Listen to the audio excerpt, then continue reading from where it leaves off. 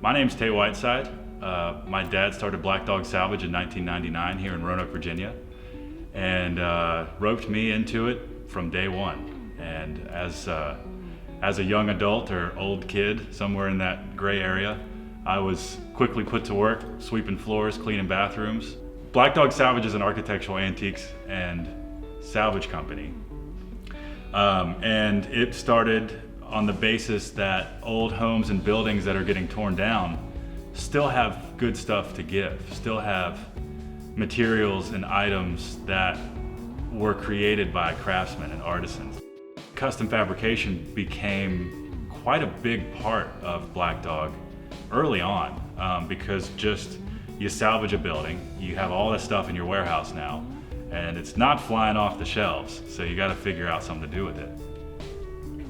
Nowadays, there is an ever-growing consciousness of the need to recycle and preserve the energy that was put into these old things. But when you're in this business, you need to figure out different ways to assign a value to the things that you have. Not everybody wants an old door, let's face it, but a lot of people would like a custom bed made from an old door. I think we're all tired as a society of living in a disposable world. From ground to bed.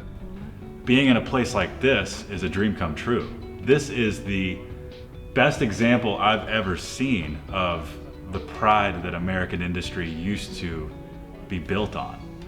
The way things used to be made were not just to make a buck, were not just to build it good enough. Things were built to do that job as good as they could.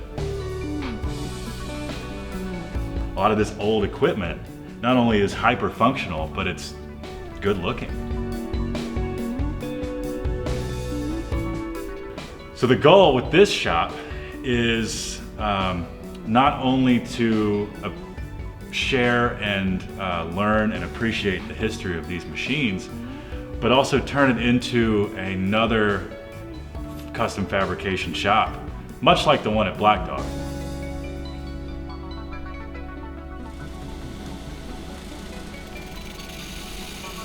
There is something special about craftsmen, about artisans who are solely responsible for making a machine or a tool do what it needs to do to create something. And by virtue of that, there's a part of this person left in that product. Sit there. And your work is bolted to here. It's bolted there, Right. and it's going to go. Yes, fewer of these jobs exist now than they did in the 40s. I mean, case in point, all of this equipment in this shop was built before 1940. And it's becoming a harder and harder thing to find shops that still build stuff.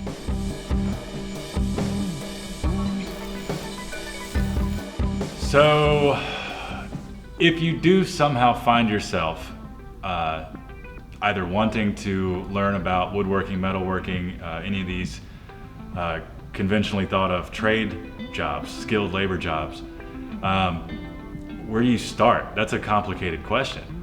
You have to find somebody who still does this stuff and is passionate about it, and just show them that you care. I think you'll find, and what I've found is that people that still care about this trade, this corner of industry, are more than willing to share what they love to do. That's how you do something wrong, right?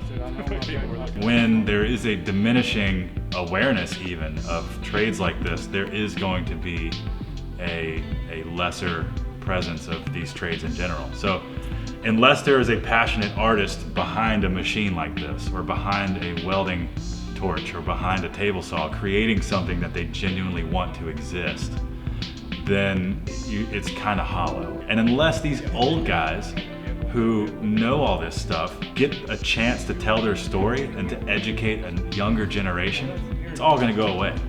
If you can't appreciate how things used to be done, how things are done now is kind of meaningless. It's more of a mindset. I am thrilled about the possibility to, in just a small way, share this world with other people. If there is any shred of appreciation left in modern society for artisanal crafts, and no, I'm not talking about cheese, I'm talking about trade jobs, welding, machining, genuine American-made with pride products and how they're made. If there's any interest in that at all, I feel as though I would be doing people a disservice by not finding a way to share it with them.